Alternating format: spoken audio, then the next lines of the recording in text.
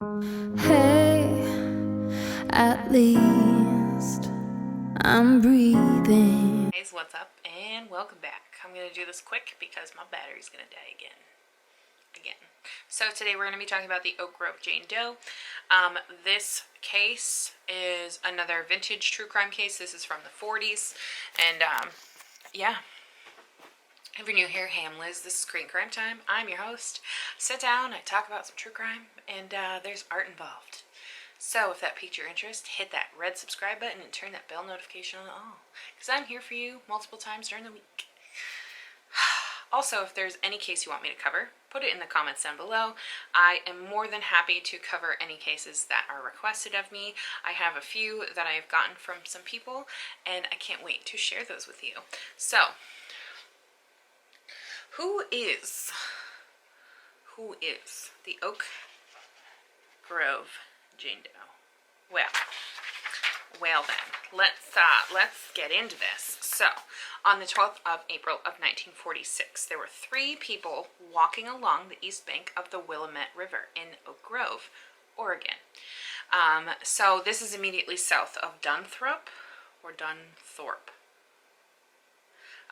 which is an affluent suburb about like 9 miles south of Portland, if you wanted to know where exactly this is. So they discovered a burlap sack floating in an eddy offshore. So inside is where they found the torso of a Caucasian female, along with several articles of clothing. That includes an overcoat, long underwear, and a dark sweater. This package was wound with rope and wire. It also contained curtain sash weights, so like tiebacks. And initially, the individuals who found the sack believed it was a sack of drowned kittens. Yowza. So the following day, on April 13th, the woman's right thigh and both arms were discovered in the river in similar burlap packaging, floating above the Willamette Falls. So this is approximately 6 miles from the location where the torso was discovered. Sash weights were also discovered in the package, containing the arms and thigh, and it had been wound with telephone wire. So the hands and the severed arms the hands had been severed from her arms and the foot severed from the leg, neither of which could be located.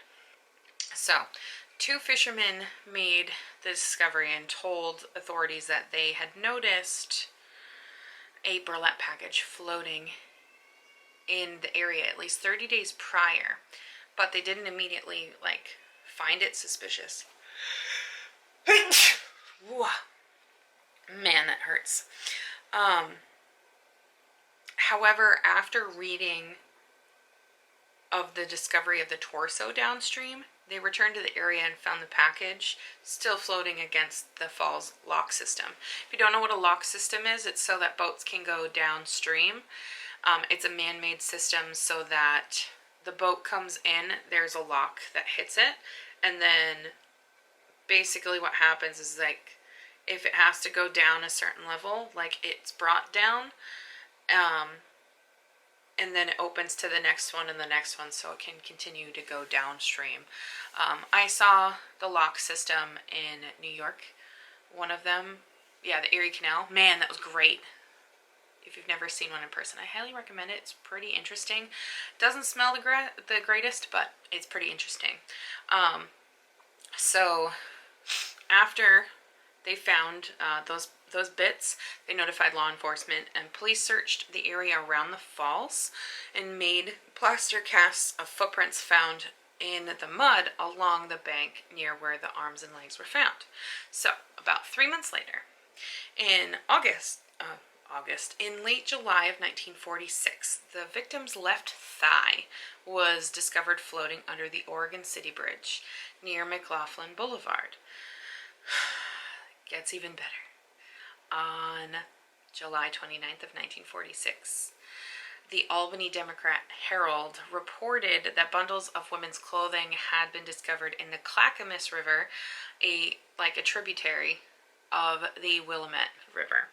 This led detectives to suspect that the perpetrator had possibly disposed of the body in both rivers. So, kind of, for me, thinking about this, if they're disposing it in two rivers, that means they really want to throw police off. Like, they don't care if they find out who it is that killed her. They just want to, like, throw her in different areas. I don't mean to sound very rude, but, you know, that's just what I think. So, in September of 1946, what appeared to be fragments of a human scalp was discovered near Willamette Falls.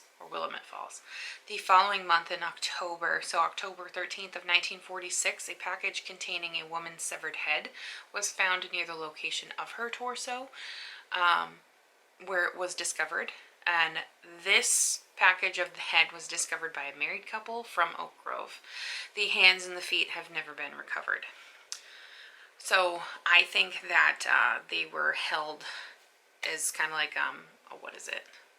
a token, basically. They kept her hands and feet. So at the time, the murder was referred to as the Wisdom Light murder. And this was referred to by the media at the time. And this is based on the fact that the torso had been discovered near the Wisdom Light moorage. So, yeah. So, when they found her, they had the Clackamas County coroner examine her. And this is a man named Ray Rillance. So he examined the torso, and he estimated the victim to be in her teens to early 20s, weighing around 115 pounds. So Rillance told the media that the perpetrator had done rather a neat job and at least knew where the joints were. So this to me indicates that this person has a medical background or a surgical background. Either way, it's medical, due to the fact that they know where the joints are and they know how to cut the body up. Yeah. Also, I find it ironic, this style of the way that it was put reminds me a lot of the Cleveland torso murders, because of how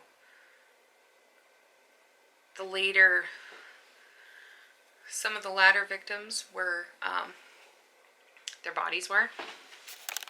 Oh yeah, I believe that the way that her body was discarded is very similar to the Cleveland torso murders, with how,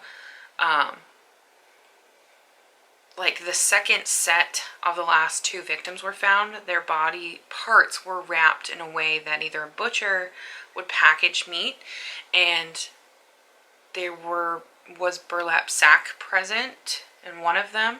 So this, her torso was being found being neatly wrapped as kind of like a present. Really reminds me of the Cleveland torso murder and the murder swamp killer. Then, I mean, her remains were found in a river. So, anywho. So another person would look over her remains, and this is a pathologist at the University of Oregon in the medical school. His name is Dr. Warren Hunter. He examined the torso, and he believed that the female was past the middle age, so about 50. So there's quite the discrepancy between the coroner and this person who works at a medical school. Hunter also believed that the torso had been placed in the water no more than 36 hours prior to it being discovered. Also, Hunter's analysis, so prior to his analysis, the national papers reported that the coroner's estimation of the victim was in her teens and early 20s, so it was let know in the public that this is what they thought. This resulted in an influx of phone calls to local law enforcement from concerned parents. Yeah. So, obviously, now that this guy from the University of Oregon is looking at her body, he believes that she's of middle age, so about 50, and also he believes that she's between 5'2" to 5'4" in height and weighed approximately 140 pounds to 150 pounds. Had light brown hair, and the lower portion of the torso also showed burn marks, possibly from a slow torch. So this led them to believe that the victim was tortured. Yeah. Also, too, if hands and feet are cut off, maybe there's signs of ligature that they wanted, especially like depending on where you cut. Like, it's possible.